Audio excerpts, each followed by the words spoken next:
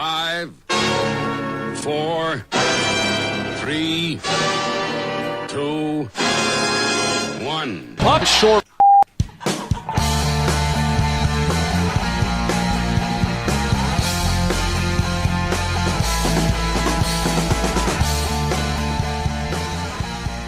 Hello everybody and welcome to a special live edition of the One Puck Short podcast. Just wanted to record a kind of preview show almost for the trade deadline on Monday. It's Thursday the 21st of February as we're speaking now, and as always I'm your host Ron McGregor, and as I said, just to share some thoughts on the trade deadline, which is looming large on the horizon right now. We've already seen a couple of moves over the last 24-48 hours. Charlie Coyle to the Boston Bruins being the main one, of course. He, as I said, he heads the Bruins in exchange for Ryan Donato, a 2019 fifth-round pick. I mean, I quite like this move for both teams. Coyle comes in, he's scored 91 goals and 242 points in 479 career games, for the Wild. He was drafted by the Sharks, but later traded to Minnesota. He's a Massachusetts native. He spent 2 seasons at Boston University, so he knows the Boston area well. The Bruins on a bit of a roll right now. They won their last 7. They're second in the East and third overall behind the Tampa Bay Lightning and Calgary Flames. And he's got a pretty good all-round game in my opinion. He's had some scoring success in the past and chipped in that regard. But he's also got a sort of slight physical edge in sense of if they'd throw a hit and get involved in the defensive side of things as well. So I think he's a very useful pickup for the Bruins. He's a pretty cap-friendly hit as well, and it leaves room for possible other moves for Boston as well. Obviously, with Pasternak out, there's an opportunity there for Coyle to maybe get some top 6 minutes, just to fill in and find his feet and get some opportunities to show what he can do. Heading into the playoffs, I think the Bruins are in pretty good shape. I think they'll probably hold on to that second spot in the Atlantic now, and the Lightning are going to win it. They're probably going to win the President's Trophy. But for Boston, it's so far so good, and maybe performing a little bit of expectation. Maybe, I don't know. I think they were, for a playoff team, for a lot of people, the goaltending's been very good for most of the year. Certainly since Rask came back from his leave of absence here, him and Halak have been excellent for the Bruins. They've ridden out a few periods of injury. Obviously, Pasternak out for a couple of weeks with that thumb injury sustained at a sponsors event, which is okay, fair enough.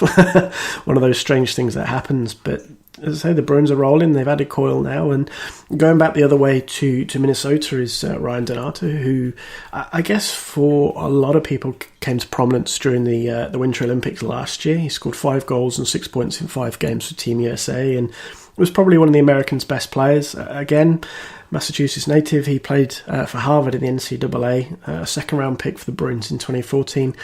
Maybe didn't kick on in the way people expected him to after that strong performance in the Winter Olympics in Pyeongchang, but he's only had 46 career games. I think the important thing for Minnesota is he's a younger player with potential, and this is something maybe the Wild are a little short on. Their depth is not what they would probably want it to be in that regard in terms of young prospects and potential stars of the future. They've obviously got young Ek and a few other guys kicking around in the system, but they haven't really got the kind of depth of prospects that a lot of teams like to have now, partly because then when certain players develop and take up larger contracts, they can kind of recycle their depth chart and use entry-level contracts and younger players to fill out depth charts and fill out lineups, and that's kind of one of the ways that you have success in the NHL now in the cap era, is you have your stars who are paid accordingly, and you have your young guys and your sort of journeyman veteran on the lower contracts to help fill things out. And if you've got a good group of young prospects who are talented in the mould of, say, Alex DeBrincat, just for argument's sake, or Dylan Strome, who's really enjoying his second chance in Chicago right now, then that can make such a huge difference to a team. And as I say, with the cap such a strong consideration for any team, some more than others, I think Minnesota possibly included in that, given the way they're kind of saddled to a few big deals. Suter and Price, obviously the notable ones, but some of the other guys there are paid well, possibly more than then they're probably earning. So this is a good one, I think, for them, because they had a young guy with potential who could be a part of their group moving forward for years to come. I think maybe a sort of a second chance for him in Minnesota. I know he maybe didn't have a huge amount of opportunity in Boston, as I say, less than 50 games, but his stock had taken a hit this year. So this kind of fresh start in air quotes, quote unquote, for Donato could be good for him, I think, and as I say, good for the Wild. Another move that has occurred today, Carl Hagelin. He's off to Washington. Hagelin, of course, such an important part of the Penguins Cup run. He was in LA. He was traded from the Penguins to the Kings in November in exchange for Tanner Pearson. Hasn't done a ton this season. He's got a couple of goals, 8 points in 38 games for the Pens and Kings. I think the thing with Hagelin is, as we mentioned, it's that experience, the role he played for the Penguins, that depth role. He's got good wheels.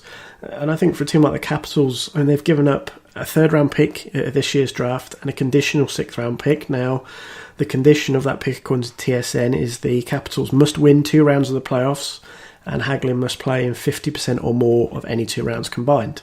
If he doesn't, then Los Angeles don't get that conditional sixth in 2020. So I think you'd probably favour Washington to play 2 rounds. Maybe more.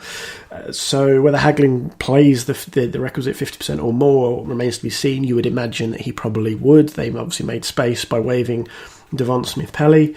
And another good thing for the Capitals here is that the Kings are retaining 50% of Hagelin's salary and cap hit. And now, with the Penguins already having retained some, it's a pretty reasonable $1.875 million against the cap for Washington to add a guy, as we said, with that kind of veteran experience and cups in the room that so many teams tend to love. And I quite like this from the Capitals' point of view. It's kind of low risk on their part. They've already got the core and the horses to at least make a run for it again and to try and defend their Stanley Cup, shall we call it. So I'm interested to see how he does do. I like it in theory, and I think maybe on the ice it's, I guess because of the year Hagelin's had, its jury's out, but it's got potential to work.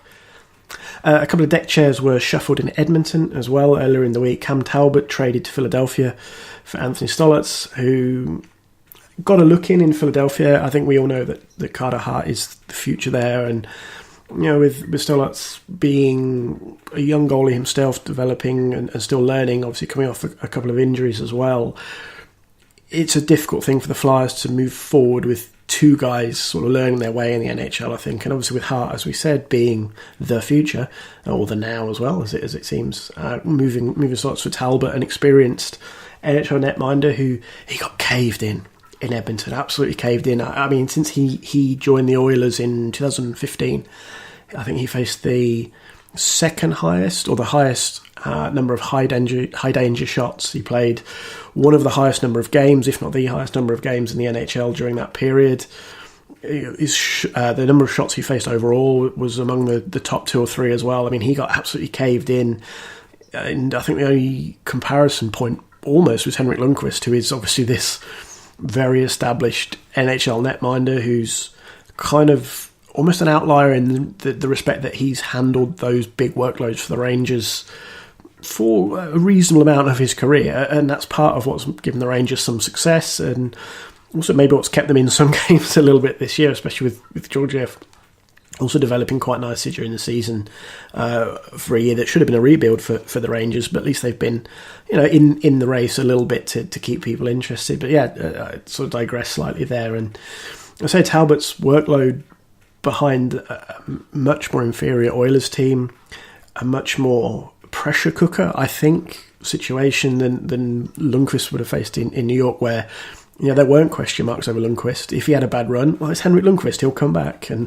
if the Rangers had a bad run, they'd always been competitive. I know this year, as we said, is the first full year of their rebuild. They kind of kicked it off towards the end of last year and were very public about that.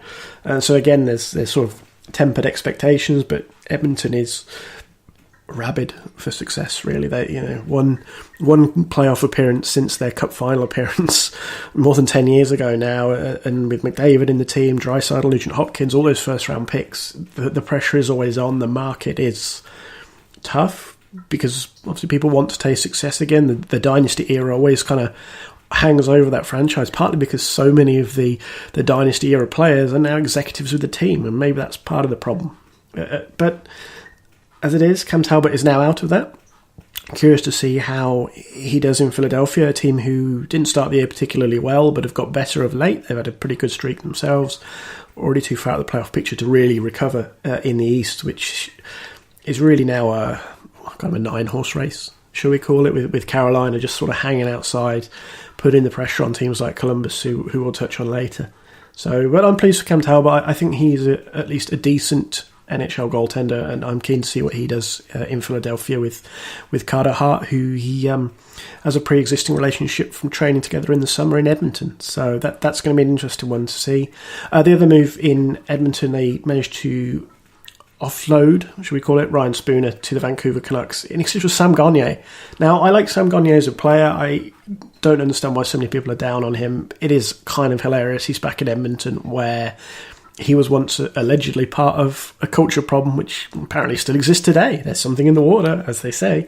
So, interesting to see how Gagner does there. I would like him to do well, because I like Sam Gagner as a player. I would like him to do well with the Oilers and maybe get another shot somewhere else, even if that means being moved again. I mean, we've seen guys, missed touches on Talbot as well. We've seen guys come into Edmonton and nosedive. Very few have come in and succeeded, I guess. You know, Talbot had that one really outstanding year and was okay the next year, and then it sort of nosedived on him. But then other guys have escaped, and Laurent Brossoit is a great example. It's in Winnipeg. They've escaped the Oilers' sphere of doom, and things have really picked up for them. So I hope Talbot and maybe in the future Gagner can kind of get into that black hole of Edmonton-ness and then get out of it and go on to, you know, resurrect their careers somewhat. Two veteran guys we've just mentioned there. A third one is in the trade talk rumour mill. Interesting. Saw something last night linking Ryan Miller to the San Jose Sharks. Now, Miller had a pretty good start to the year, partnering John Gibson in Anaheim. They were basically the reason the Ducks were anywhere near a playoff spot through the first half of the season. Miller got injured. He missed about 6 to 8 weeks. I forget the exact time, but you know, he was out for a little bit. Eventually the dam kind of broke on Gibson, and of course the Ducks have now more recently fallen away. So they're looking to shop Miller. I mean, Gibson is obviously their guy for the foreseeable future, understandable. Miller's a veteran who's been around the block. He was obviously the Buffalo Sabres goaltender for a long time. Vancouver, he had that stop in St. Louis, which is kind of the reference point, should we call it? I don't know if that's fair on Miller or the Blues, but of course that was the last time he was a rental to a cup contending team. He's a little bit older now, perhaps a little wiser, or just a little more relaxed in the role he's in. It was a very high profile move when he left Buffalo for St. Louis, so didn't work out. Chance again here to have another shot at maybe winning a cup, and Ryan Miller is someone I would like to see succeed. You know, he's been a great goaltender throughout his career, a very thoughtful guy as well, and I think his kind of dry sense of humour sometimes sometimes goes over some people's heads, but I certainly enjoy it when he does get involved in that side of things on social media. And you know, that's the thing for the Sharks, which has been the question mark this year. Certainly as soon as sort of Carlson and the defence bedded in and got used to having the Super Swede back there after that summer trade. You know, Martin Jones started ropily, and I wondered if he'd recover. Traditionally, he'd been at least competent or reliable for the most part. You know, it's a bit... the nickname I've used before and others is the Big Vanilla, because, you know, it wasn't Lundqvist or Price or Bobrovsky style highlight reel stuff and outstanding and these hot streaks, but he didn't have too many cold streaks. He kind of just was.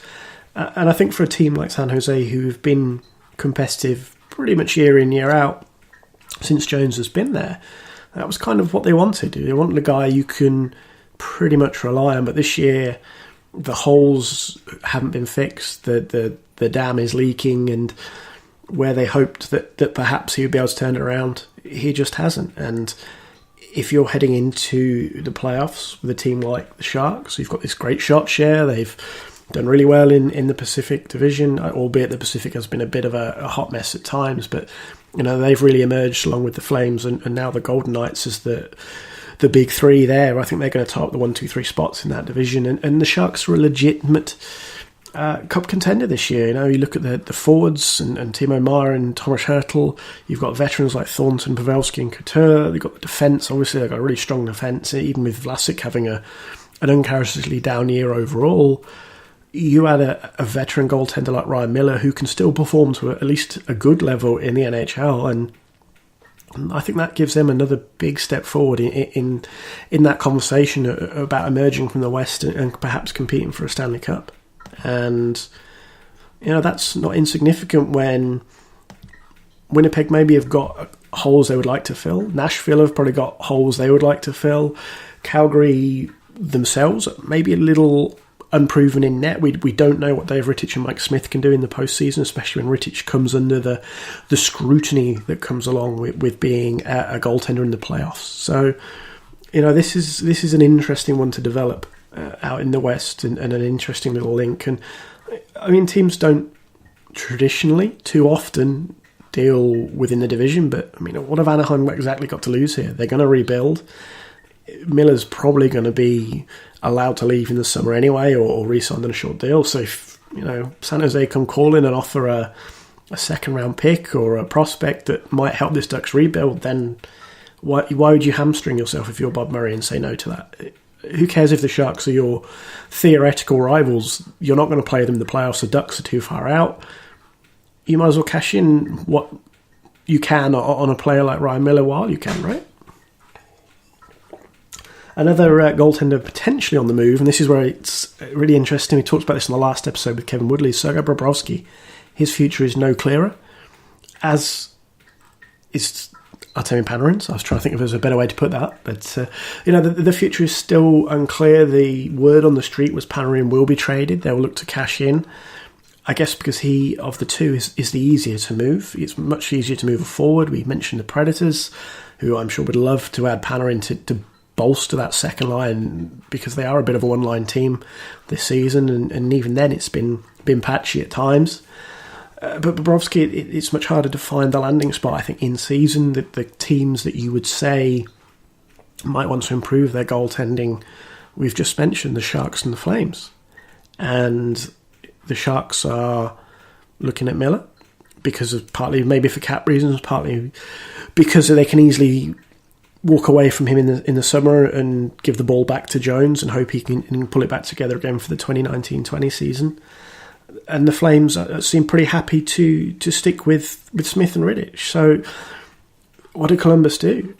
And the thing is, Columbus are in the second wildcard spot as we're speaking right now. So they're not out of it. And if you've got two players like Bobrovsky and Panarin, don't you shoot your shot, as they say? Don't you take that opportunity? Do you owe it to the fans to take that opportunity when you've got two guys who could be game changers in the playoffs and help you finally win a series for the first time in franchise history? Surely you have to take that opportunity. You're going to lose them anyway. I understand maybe wanting to cash in, especially on Panarin, who could garner a nice return. But I just... do they stick or twist? And I wouldn't blame them for sticking and saying, you know what, we're gonna go for it. Because why not? We've seen 8 seeds progress to the final before. We've seen the Vegas Golden Knights defy all expectations last year. We've seen the Islanders this year. And teams always like to believe they will be the next franchise to defy expectations, even if it goes against all sound logic, or even if your head says, don't do it, cash in, the heart, it will kind of overrule it sometimes. And they'll say, no, look, we believe we can do this. So it's going to be an interesting one heading in over the next couple of days, whether they move Bobrovsky, Panarin, or both, or keep both. Likewise, Ottawa, they also have, well, at least 2 players, if not 4, that they may look to move. Matt Duchene has been suggested will be traded. He's been sat out of one game already. And again, who looks at Duchene? I mean, for me, one of the obvious potential landing spots is Nashville. He's a guy who loves his country music. He had a whale of a time when the All-Star game was in Nashville a couple of years ago, and he brings speed. Again, he would bring an offensive boost, that second line that the Predators need, especially when you look at what the Sharks have got, you look at what the Jets have got, maybe the Flames, and even a couple of others like the Golden Knights. That extra depth at forward for the Predators is going to be invaluable if they're going to emerge from the West to compete for a cup again. So Duchesne's an interesting one, but Mark Stone, it seems less clear what's going to happen with Mark Stone. Now, Pierre Lebrun tweeted earlier on that some teams were concerned about how the Mark Stone situation is playing out timing-wise. That was Pierre's words. So they've started to look at other options. I saw a couple of other mentions. I think these were sort of waxing lyrical or speculating or just maybe testing the air. I don't know the best way to put it. Talking about a kind of offer that Ottawa may consider or may be being considered by the Mark Stone's camp of sort of 5 years and a sort of $10 million AAV, and the pros and cons of that for Stone and the Senators. So it's a little hazy what's going to happen with Stone. You've got to believe that if he does become available, there will be a lot of teams interested. He can play centre, he could play wing. He's an extremely competent player at both ends of the ice. Winnipeg would love to add Mark Stone, you've got to think.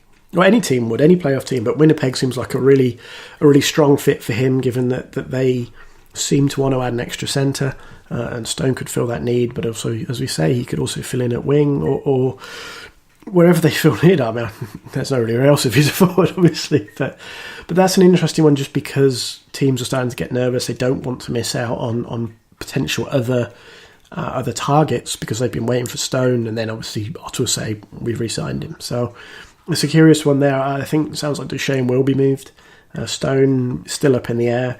Ryan Dzingel, nobody seems to know what's going to happen with him either. I'd be inclined to think maybe he gets moved because there seems to be interest out there. He's had a decent year, 20-goal scorer. So from Ottawa's point of view, if you're going to have this big sort of retooling, again, cash in. Cody Ceci, he's one who divides opinions. He is an unrestricted free agent or heading for free agency this summer. Is somebody going to take a shot on Cody Ceci, though, for a defensive unit that has designs on winning a cup? I'm not sure. I maybe because of the free agency thing, somebody takes a shot just to bolster their blue line, bolster their defensive depth. But it's an interesting one that, again, I can really see this going wrong for Ottawa, though. For some reason, I don't know if it's because this feels like history repeating in a way, but I mean, can you imagine if Matt Duchene and Kyle Turris end up on a line together in Nashville, the Avalanche end up with the first overall pick because Ottawa traded it and the ping pong balls fell that way, and they may or may not be without Mark Stone. It's an incredible situation. I can understand the Senator fan frustration on that front, and this is a key 48, 72 hours for the franchise. Again, how many times can we say that? We said that with Carlson this time last year, Carlson in the summer, and now at least one of the what you might call a franchise forward in Stone, and another very good forward in Matt Duchene, and a couple of pretty, or Dzingel's a decent NHL forward, and what you think on CC is your own opinion. Obviously, as I said, that's kind of split. So, Ottawa is an interesting one for all manner of reasons over the next couple of days. Wayne Simmons, another potential target for a lot of teams. Boston, again, I mean, if ever a guy was theoretically made to play for the Boston Bruins, or the spectre and image of what the Boston Bruins are, it's Wayne Simmons, right? Goal scorer, not afraid to mix it up physically. He's a two-time 30-goal scorer, most recently in 2016-17. He has 3 other 20-goal seasons, in fact, nearly 30-goal seasons again. During his time with the Flyers, 16 goals and 27 points in 60 games this year, so could well hit 20 again.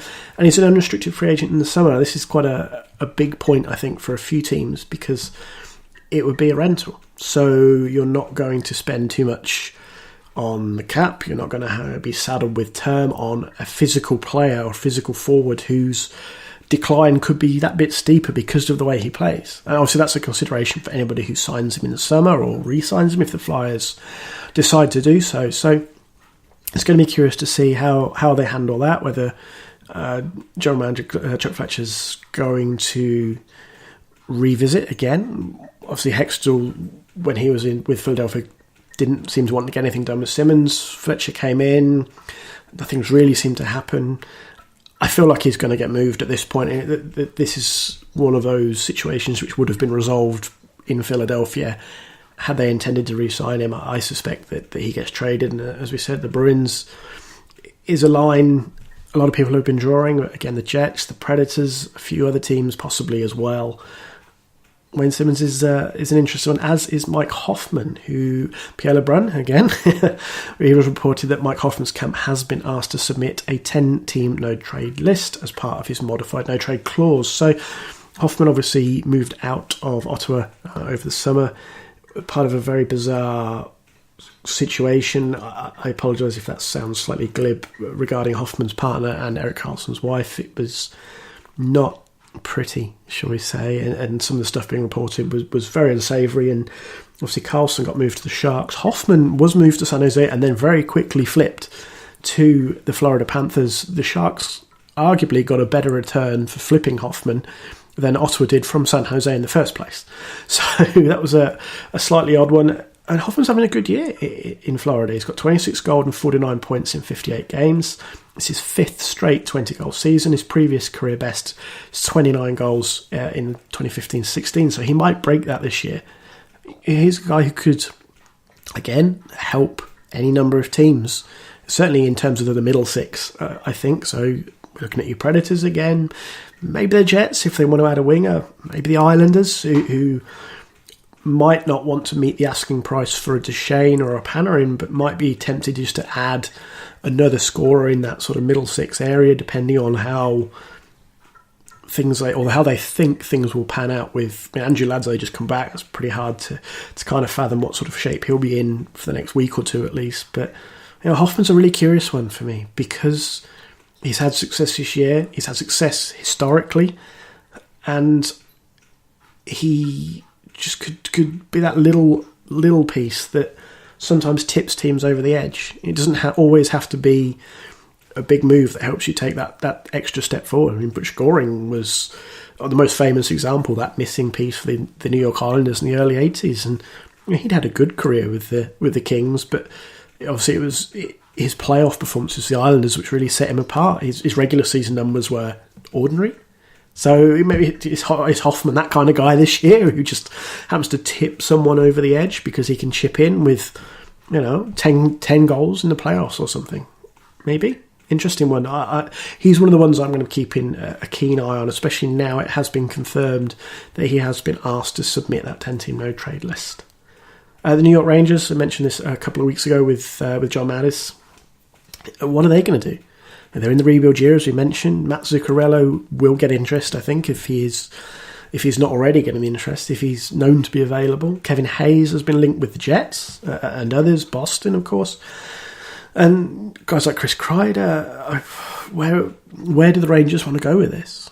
And it's quite curious. Shattenkirk, is he going to garner any interest? I'm very curious about how they handle this. They could quite easily sell off a lot of these veteran players, but they could keep someone like Zuccarello who could help them moving forward. I think he would be happy to stay by all accounts. So how do you handle that if you're the Rangers?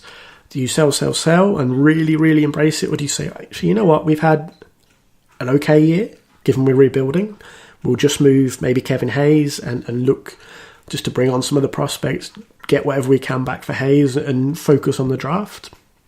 Interesting situation, I think, for New York. This year has maybe been a little bit better than the Rangers might have expected, maybe. I think the hot start, or hotter than expected start, has possibly contributed to that. But I'm interested again just to see what they do. And like we mentioned with John, what the Devils do, because they've got guys that they could consider moving. Max Johansson's in there and a couple of other sort of useful depth players that they may look to move on. And interested on that front, I think. Just these teams that are rebuilding, or whether intentionally in the case of the Rangers and the Red Wings, or perhaps slightly unintentionally like the Devils after they had a good year last year and made the playoffs, what they want to do this deadline. Because especially in the East, the majority who, as I said, apart from the Hurricanes, if you're outside the playoff places now, probably maybe out of it at this point. And I feel bad saying that for Buffalo. They were brilliant for a time, obviously equalled that franchise record, but the East is that much tougher. So I feel like there's going to be some selling teams there. And maybe the Panthers, we've mentioned Hoffman, they've already moved. Bukestad and McCann, do they move others? Is there anyone else they can move? Huberdeau was mentioned. Clear some more space to let this run at Panarin, but Bobrovsky they're rumoured to be wanting to take. So buyer-wise, we've talked about some of the guys who might be sold, some of the teams who might be selling, but who's buying? We've mentioned the Jets. They're interested in, by all accounts, a second-line centre, somebody to help bolster that top six, or that middle six, depending how you want to look at it. I mean, to me, they are arguably the best all-round team in the West. They're the West Conference favourites. Have been for a lot of teams. A lot of people. We've had several guests come on the show and pick the Jets as their cup favourites for this year. Matt Larkin from the Hockey News obviously correctly pointing out that THN picked the Jets as the 2019 Cup winners at least a year ago, if not more. I forget the exact edition of the magazine, but they're there or thereabouts. Patrick Laine hasn't had the best year. He had a great month, but outside of that, so if he catches fire again, though, which he might well, goal scorers tend to be streaky. So if he catches fire late in the season into the playoffs, that will only enhance the Jets' case, I think. And with Laurent Brossoit coming through and doing so well, can they trade Emmett Comrie? Will they consider it? I think there are a lot of teams who should or would be interested in Comrie. He's still one of the better goaltending prospects, not in the NHL right now. Would the Jets want to move him, though? I think they still see value there in him as a club. And he's only an RFA. He doesn't have a huge amount of rights or sway to force the situation himself. But the option's there if Winnipeg want to try and make a move elsewhere to bring someone in. We also mentioned the Predators. And it's their scoring depth. I think that's the thing we all come back to. They brought in Brian Boyle and Cody McLeod to add that physical element to the bottom six. Obviously, the defense is arguably the best defensive unit in the league, especially when you include Pecorine and Jussi Saros in there as well. So where do they look? We mentioned Duchesne, we mentioned Panarin, mentioned Simmons. I mean, they could be in on all of the kind of the obvious candidates we've already mentioned. Do they go for one out of left field, or do you put anything beyond David Boyle at this point in his managerial career? They have the potential to take a run at the Cup, but they need to address that scoring issue. That is their Achilles heel. And if their top line gets shut down, they're in trouble, in a sense. It's all very well keeping the opposition to 2 or 3 goals, but if you can only score 1 or 2, you still might end up losing 2-1, 3-2. And that's not a recipe for success in the playoffs, obviously. The Islanders as well, a very interesting one for a lot of people after the season they've had. As we mentioned, Andrew Ladd back off the IR. Thomas Hickey also back on off the IR, sorry. And it's one of those sort of pseudo deadline additions, if you like, that the teams sometimes look at and say, look, we've got this guy back from the injured reserve. That's as good as adding, a veteran depth defenseman or veteran forward or whatever for a low pick or middle pick. It's that kind of weird logic where you say, well, look, we haven't had this guy for a while and we've done all right. Now he's coming back in, and you favour your chances. And you also wonder what effect that then has on what Lou Lamoriello wants to do in the trade. I mean, this is Lou Lamoriello. He's not going to tip his hand. And we all know that, and everybody knows that, and that's been the case throughout his managerial career. But when you're top of the Metro, having the year they've had, again, kind of like we said with the Blue Jackets, do you shoot your shot? Maybe this is where they go for it. Eberle's a UFA in the summer anyway. Brock Nelson needs a new deal. Anders Lee needs a new deal. Down the road, of course, you'll have Beauvillier, Basel, and others. So, you can't keep everybody together forever. They do have a decent prospect pool. They have most of their own picks.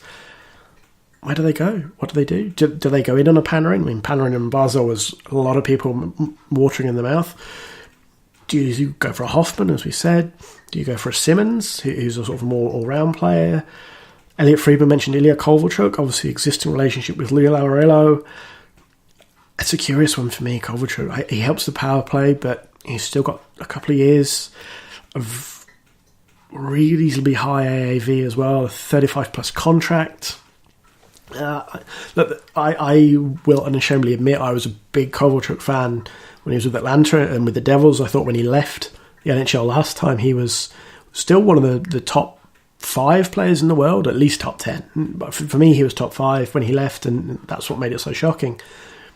So, the kind of the fanboy in me would love to see him in an Islanders jersey, but the kind of more realist, shall we say, is hesitant. But it's an interesting thought. If you can't land a Panarin or one of the other big guys like Duchesne, do you consider it? What would LA's asking price be? And Kovalchuk is apparently receptive to a move after a difficult year with the Kings. So, do you think about it if you're Lou Lamoriello? Because let's be honest, and I've heard Greg Wyshynski talk about this, as much as Devils fans are irked by Kovalchuk's behaviour, you've got to think he kind of did them a solid as well. Because in a cap era, taking that big contract off the books like that, you can't tell me that hasn't helped them in the long run. I'm going to wrap it up there. Thanks to those of you who've listened along live. Thanks to those of you who've listened again via your podcast. Listened again via your favourite podcast app, whether that be Apple Podcasts, Spotify, SoundCloud, Spreaker, wherever. Thank you very much for joining me. You can follow me on Twitter at RobMcGregor35.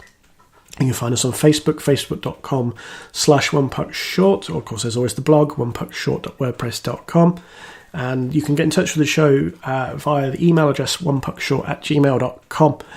If you like what we do and you want to support One Puck Short, it's always appreciated. You could leave us a review on Apple Podcasts, subscribe, review, whatever you think of the show, let us know. The reviews are really helpful in boosting the visibility of the show. Obviously, we'd like to get more people in and involved and listening on. And there's also the Amazon affiliate link on the website. Again, go on there, click on the affiliate link, you shop in the normal way. It doesn't cost you a penny extra, but we get a little kickback on anything you spend. Or if you just want to buy me a coffee, there's a Ko-fi or coffee, however you pronounce it, link on the page as well. It links through to mine. I think I said it at £3 or $3, whatever it is. Just again, it all gets filtered back into the blog, into the podcasts via equipment, hosting costs, running costs, all this sort of stuff. Just little ways you can support if you are so inclined. There is no pressure to do so, but the options are there, and it is always appreciated. Hopefully coming up in the next few days or next week or so, episode 100 proper of the podcast. Hoping to line up a very special guest for a very special episode. Always check on the blog, of course. I hope the trade deadline treats your team well. Take care of yourself and each other, and I'll speak to you all again very soon.